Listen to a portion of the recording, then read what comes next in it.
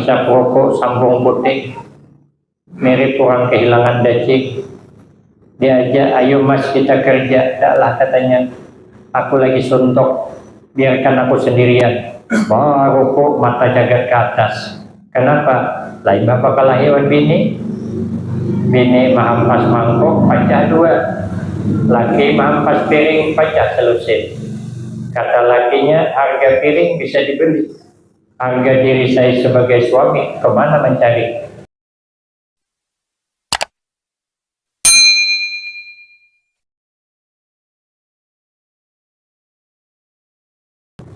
Assalamualaikum warahmatullahi wabarakatuh. Bismillahirrahmanirrahim. Alhamdulillahi rabbil alamin. Wassalatu wassalamu ala asyrafil anbiya wal mursalin wa ala alihi wa ashabihi ajma'in. La hawla wa la quwwata illa billahil aliyyil azim. Rabbi shrah li sadri wa yassir li amri wahlul 'uqdatam min lisani yafqahu qawli. Amma ba'du, fa aqulu wa 'alallahi tawakkuli. Ma'asyiral hadirin, jamaah yang mulia, meneruskan daripada perkataan sahabat Ali karramallahu wajhah, wa taqwa khairu zadin. Bermula takwa itu sebagus-bagus bekal lil akhirati, untuk menuju akhirat, menuju kampung akhirat. Lain tidak, senantiasa bertakwa kepada Allah. Orang bertakwa itu mengerjakan seluruh perintah Allah dan menjauhi larangannya.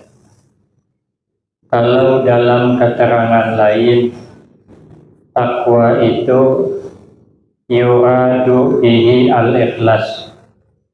Yang dikehendaki dengan takwa itu apabila beramal dengan ikhlas. Wal ikhlas yuhassinul a'mal.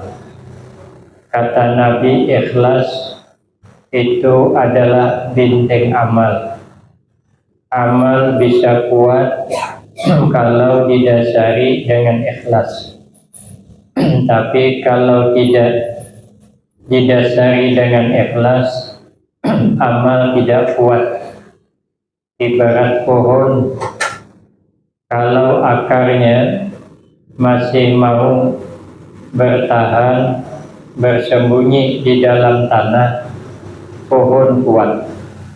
Tapi kalau akarnya keluar dari persembunyiannya, berarti pohon tumbang. Amal apabila ikhlas masih berada di dalam jiwa kita yang beramal, maka amal menjadi kuat. Tapi kalau ikhlas hilang dari jiwa kita orang yang beramal, maka tumbang, tidak dapat bertahan lama. Yang ada timbul mengeluh, resah, gelisah. Maka itu ikhlas yang paling penting. Faman khalusat niyatuhu tamma aunullah. Barang siapa yang murni ikhlasnya, maka sempurna datang pertolongan Allah. Ternyata pertolongan Allah datang kepada orang yang selalu ikhlas, karena orang ikhlas itulah orang bertakwa.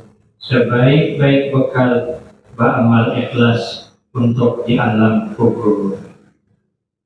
Kemudian wal ibadatu khairu bida'atin, beribadah itu sebaik-baik dagangan. Makin banyak kita beribadah, makin banyak keuntungan. Makin banyak barang dagangan kita, makin banyak keuntungan. Tapi makin sedikit dagangan kita, sedikit untungnya. Tapi kalau banyak, banyak untungnya. Dagangannya banyak, konter punya, warung makan punya, rumah tempat persinggahan punya, hotel punya, kebun sawit punya, kebun kelapa punya. Itu banyak untungnya. Murah sawit, Pinang mahal. Pinang murah, sawit mahal, hotel bisi. Nah, hotel kada bisi, makan gratis. Warung nasi, warung nasi kandas, masih ada lagi punya toko yang lain. Jadi banyak cabangnya, banyak keuntungan. Beribadah itu begitu, makin banyak beribadah, makin banyak keuntungan. Makanya ibadah sebaik-baik barang dagangan. Makin banyak ibadah, makin banyak untungnya. Makanya beribadah litafannun, untuk diwarna-warnai, jangan semacam sembahyang sunat iya, puasa sunat iya, berzikir iya, berselawat iya, istighfar iya. Jadi banyak cabangnya, banyak untungnya. Itu semua bernilai ibadah. Menolong orang bernilai ibadah, gawi. Karena kita tidak tahu lewat ibadah mana Allah beri kita rahmatnya. Kalau dalam kitab Mukhtarul Ahadis, hamba Allah ini kesian. Dalam satu cerita perempuan, dalam satu cerita wanita, dia banyak maksiatnya, bahkan sempat menjual harga diri. Tapi suatu saat dia keluar dari tempatnya, berjalan kehausan, lalu singgah di satu sumur kolam. Kolamnya lumayan dalam, lalu minumlah di situ. Dah hilang dahaga, naik dia. Sekali hendak melanjutkan perjalanan, ada anjing. Anjing itu kehausan.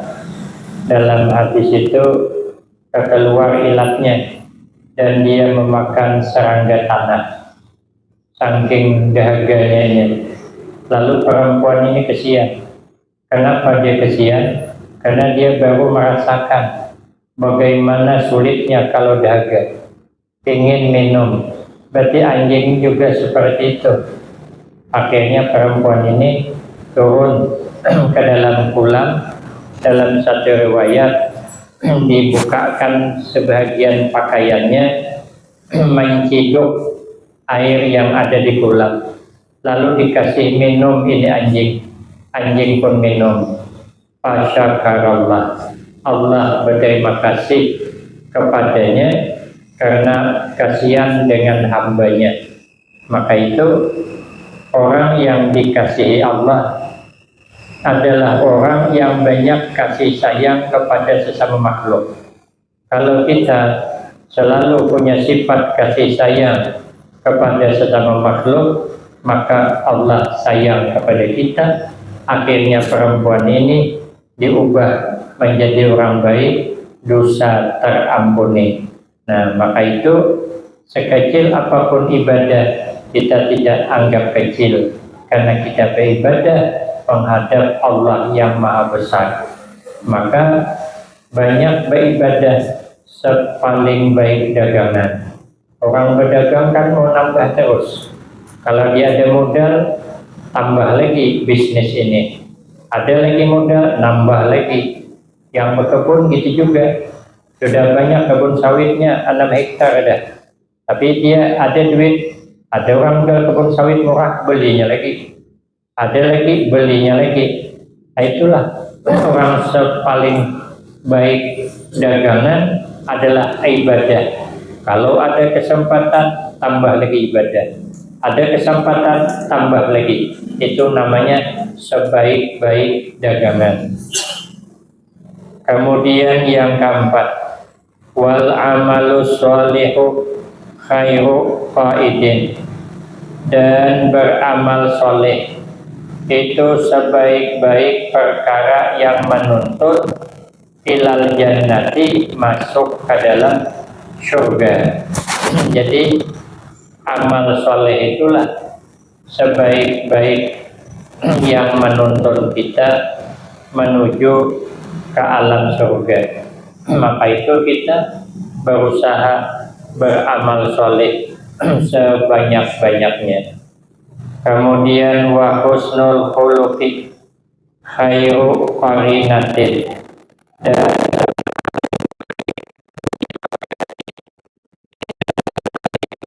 dimengerti khairu qarinin itu sepaling baik kawan. Kawan yang paling baik adalah ba'akhlakul karimah. Kalau kita nih ba'akhlakul karimah, kawan banyak. Tapi kalau tidak ba'akhlakul karimah, kawan sedikit.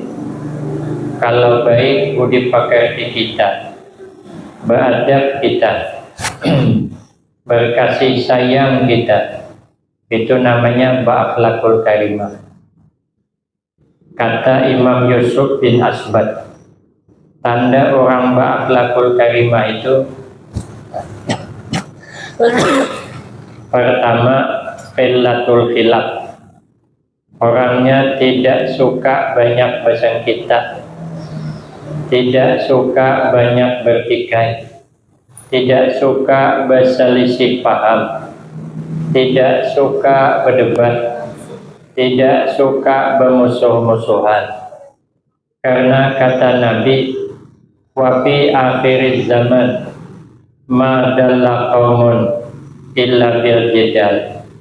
Tidak rusak umat akhir zaman ini kecuali karena terlalu banyak bersengketa, bermusuh, sehingga pintu beramal ditutup Allah. Makanya kalau kita ini sudah bertengkar, berselisih paham, bermusuh, itu pintu berbuat baik kepada sesama kita tertutup. Yang ada itu kalau kita berselisih, yang ada itu selalu muncul saling mencari kelemahan, saling mencari kekurangan, karena kita sudah terlanjur bermusuh. Dosa jauhlah, pintu beramal ditutup kalau kita bertengkar. Suami istri sajalah bertengkar kita, berdebat kita, entah masalah apa, tidak tahulah.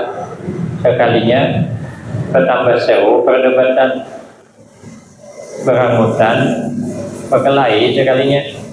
Coba tengok, ada tak lagi semangat berbuat baik? Hilang.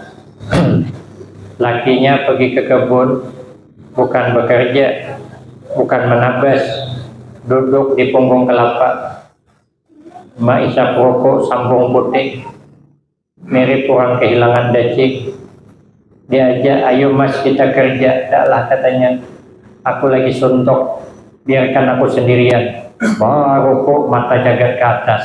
Kenapa? Lain bapak kelahiran bini, bini mahampas mangkok, pecah dua. Laki mahampas piring, pecah selusin.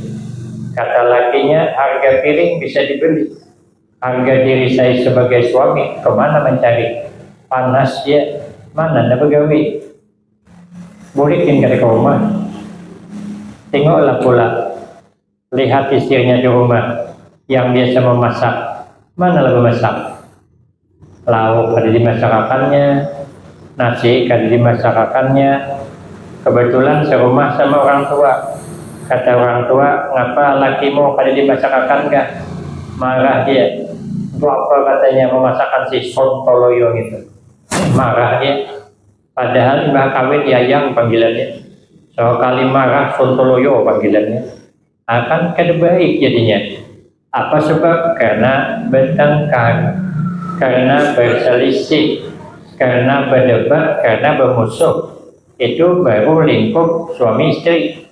Kalau lingkup dengan masyarakat, kita bermusuh, musuh satu, nanti lama-lama 1000 musuh tuh. Satu aja musuh kita, tapi nanti lama-lama bisa 1000 merembet. Karena dia punya kawan, kita juga punya kawan. Dia ada yang membela, kita juga ada yang membela, ramai jadinya. Maka jangan pernah menyalahkan api permusuhan. Asalnya 1 lawan 1, tapi karena dimuat di media, nah dia juga punya pengikut, akhirnya pintu berbuat baik ditutup oleh Allah. Maka kata Nabi, akhir zaman ini ya selalu terjadi pertikaian. Disitulah yang membuat kita ini tidak harmonis lagi. Maka itu orang berakhlak mulia, tidak mau dia bertikai, tidak mau bersengketa, tidak mau. Satu. Yang kedua, kata Imam Yusuf bin Asbad, tanda orang berakhlakul karimah itu tahsinu ma yabduna minas sayyi'at. Dia suka memperbaiki sesuatu yang muncul, sesuatu yang tidak baik. Ada cerita yang kurang baik, diperbaikinya. Dan mau dia menambah-nambahi sehingga tambah jelek dan mau. Selalu dia memperbaiki. Kenapa? Karena sesuatu itu orang terjadi bermusuh-musuhan sebab salah paham aja. Kalau ada di antara kawan kita tidak berteguran, kita perbaiki. Kenapa? Sebab karena orang itu bermusuh karena salah paham. Kenapa lampu mati? Karena kabelnya konslet. Maka lampu mati. Sebenarnya lampu tidak rusak, yang rusak kabelnya. Sebenarnya kita tidak rusak, yang rusak perselisihan paham. Kalau yang ada terselisih paham, kita tidak akan bermusuh. Cuman karena terselisih paham, maka terjadi permusuhan. Maka yang diperbaiki salah pahamnya, orangnya tidak apa-apa. Kalau lampu padam, yang dibaiki bukan lampunya, kabelnya. Kalau kabelnya dibaiki, lampu menyala lagi. Jangan pula lampu kada menyala, ambil buang. Kenapa? Karena tidak menyala. Padahal lampu tidak menyala, kabelnya rusak. Kenapa kaki bengkak? Karena uratnya terseliu.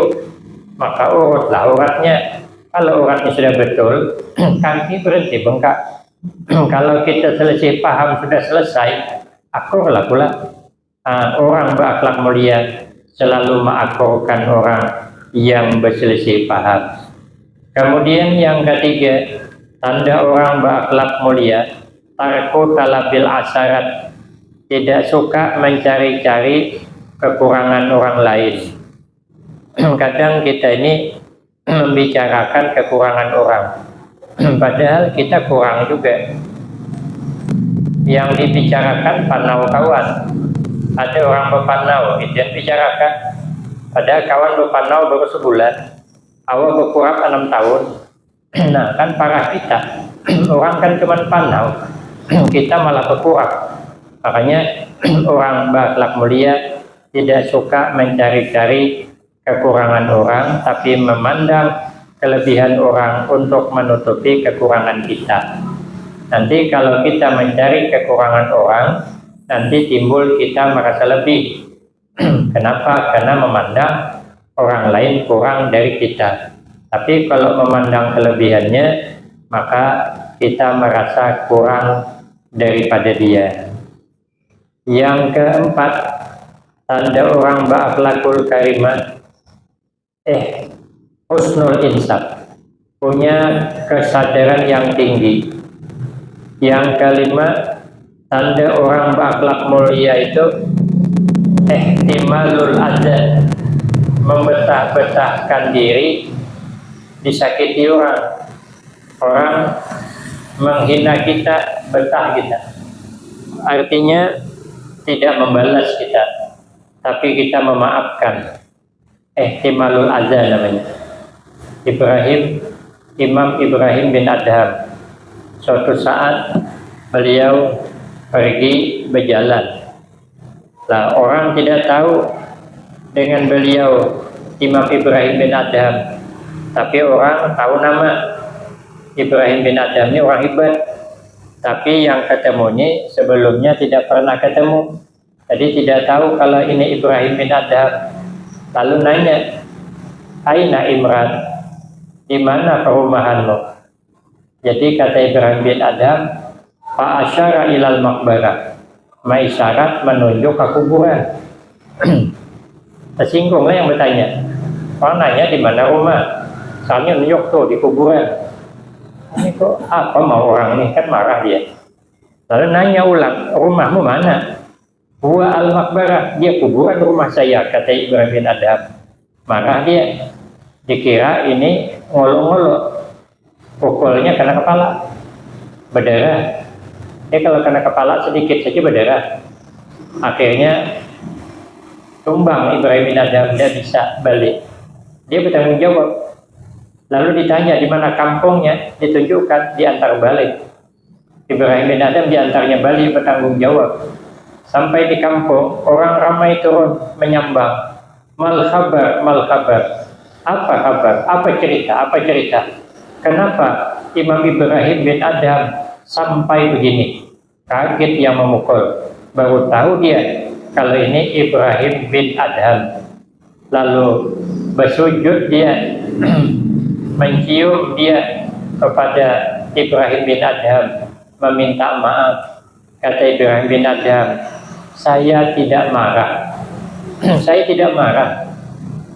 Ya, kata orang yang memukul, kenapa engkau tidak berbilang kalau engkau ini Ibrahim bin Adham? Kata Ibrahim bin Adham, engkau yang salah tanya. Dia pertama menanya, anta abdun, engkau hamba ya? Hamba saya, karena kan penampilannya biasa saja, ayah hamba. Karena kau menanya, anta abdun, engkau hamba, saya jawab, naam, ana abdun, saya hamba. Hamba siapa? Ai Abdullah, hamba Allah.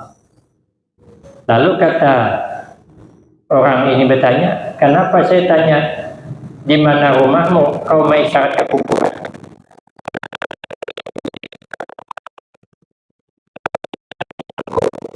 Itu tempatnya terakhir. Jasad kita di situ. Di sini kita pindah-pindah. Berarti bukan rumah kita. Kadang kita di rumah, kadang di warung. Alim basumiyah tubuh pindah di warung, pindah di rumah. Nah, kadang malam di warung, kadang di rumah kawan, kadang di masjid, kadang di jalan. Berarti seakan tidak punya tempat tinggal tetap. Tapi kalau masuk ke dalam kubur, tidak kemana-mana lagi. Tidak bisa lagi ngopi. Karena ngopi waktu hidupnya lah. Mana ada orang sudah masuk kubur, subuh keluaran ngopi di warung Haji Ma'il. Mana ada balik Anwar dan Angawan nih. Nah, itulah tempat yang sesungguhnya, karena tidak kemana-mana lagi. Berdiam di dalam itulah, siang malam di situlah, anak hujan, anak panas situlah, anak-anak banjir terendam kita di situlah, tidak kemana-mana. Itulah rumah yang sesungguhnya. Kalau ini kan tidak, bisa kita pindah rumah, nanti bisa pindah ke Jambi, nanti bisa pindah ke Peret Antong, dan tentu berarti bukan rumah tetap, tempat berpindah-pindah. Yang tetap itu adalah kuburan. Kata yang memukul, kenapa engkau tidak marah? Dipukul kenapa tidak marah? Kenapa sempian berdiam dipukul? Kata Ibrahim bin Adham, saya tidak berdiam. Ketika kau memukul, kata Imam Ibrahim bin Adham, saya berdoa, mudah-mudahan ya Allah, orang yang memukul saya ini engkau masukkan dia ke dalam surga. Itu hebatnya. Ini kalau tidak putih hati di daerah depan, tarai kita catok. Tunggulah kau tidak tahu ya belumnya, tengoklah kau, bekas lah kau, mukul-mukul ke karuan.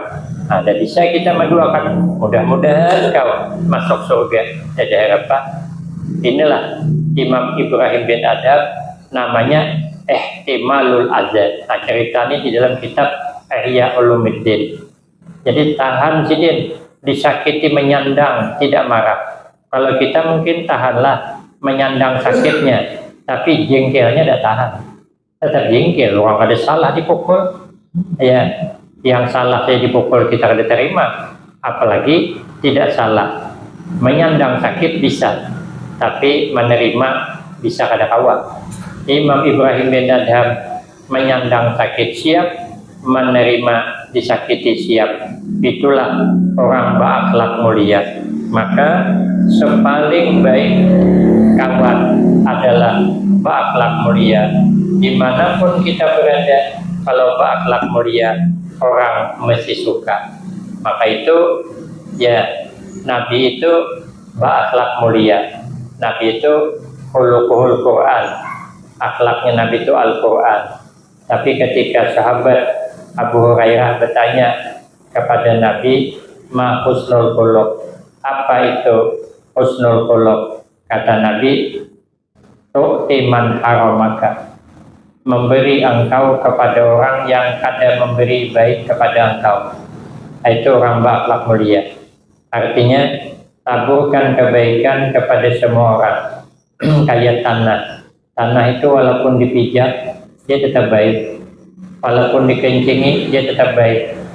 Selalu menaburkan kebaikan kepada semua orang. Khairun nas anfa'uhum linnas. Sepaling baik kita manusia adalah orang yang banyak memberi manfaat kepada orang lain. Yang kedua, akhlak mulia itu kata Nabi, wa ta'fu amman zalamaka. Kau sanggup memaafkan orang yang menganiaya engkau. Kalau kau sanggup memaafkan orang yang menganiaya engkau, tidak ada tuntutan apa-apa, tapi dimaafkan dengan ridha, maka itu orang berakhlak mulia. Yang ketiga, kata Nabi, wa tasilu man qata'aka. Engkau pererat tali persaudaraan kepada orang yang memutuskan tali persaudaraan kepada engkau. Maka orang yang selalu mempererat tali persaudaraan, orang yang selalu memberi maaf kesalahan orang lain, orang yang selalu menaburkan kebaikan kepada semua orang, ternyata itulah akhlak yang mulia, dan itulah teman yang sebaik-baiknya sampai menemani kita ke alam kubur. Kalau kawan di dunia, sampai di depan kubur dia bisa lagi menemani kita. Mudah-mudahan kita dapat berakhlak meniru akhlaknya Rasulullah Sallallahu Alaihi Wasallam. Amin, Allahumma amin. Ini saja yang dapat saya sampaikan. Lebih dan kurang banyak minta maaf. Datang terlambat, saya baru pulang dari Pematang Lumut. Sampai ke rumah sudah azan, rencana mau perai. Sekali masuk ke rumah lampu pagi. Saya takut hantu pucung. Apa itulah pengajian jalan. Ulun kuliah berhadap di rumah orang rumah ngajar di Pembengis dengan anaknya sendirian. Saya masuk, rasa ada orang di dalam tuh, dalam putar haluan, pergi ke sini, minum pun gak ada sempat lagi. Jadi kurang minta maaf. Wabillahi taufiq wal hidayah. Wassalamualaikum warahmatullahi wabarakatuh.